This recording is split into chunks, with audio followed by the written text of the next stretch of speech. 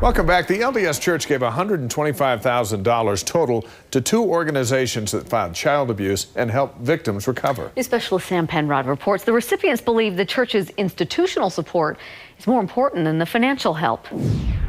April is Child Abuse Prevention Month, and for the second year in a row, the LDS Church is showing public support for community efforts to help prevent child abuse and also support those who have been abused.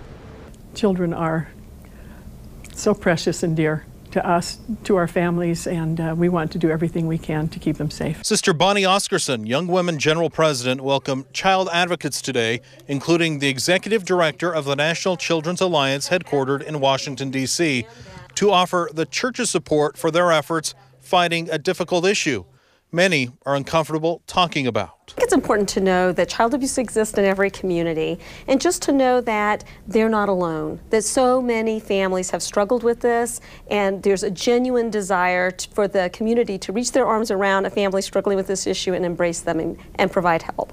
That help often comes from the Children's Justice Center. Last year in Utah, the Children's Justice Center was the first step in helping 5,500 child victims begin the healing process. They leave feeling a sense of hope that healing can occur, that they can recover from their experiences.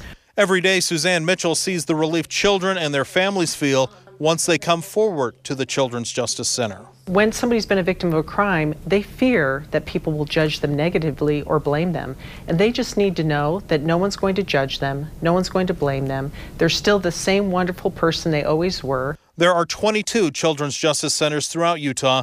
Each works closely with police and prosecutors to minimize the emotional toll victims can feel when they report abuse. There's an allegation of abuse.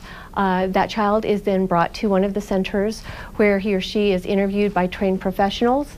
They receive support services from a trained staff that really treats them with tremendous care and compassion. Church officials also released a summary of the safeguards the church takes in its congregations to prevent abuse, and leaders are encouraging anyone who may be suffering in silence to simply ask for help.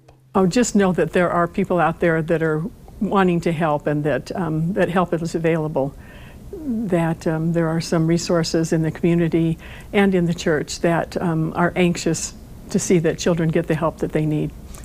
And a statewide resource that is available to anyone who is concerned about possible abuse is onewithcourageutah.org.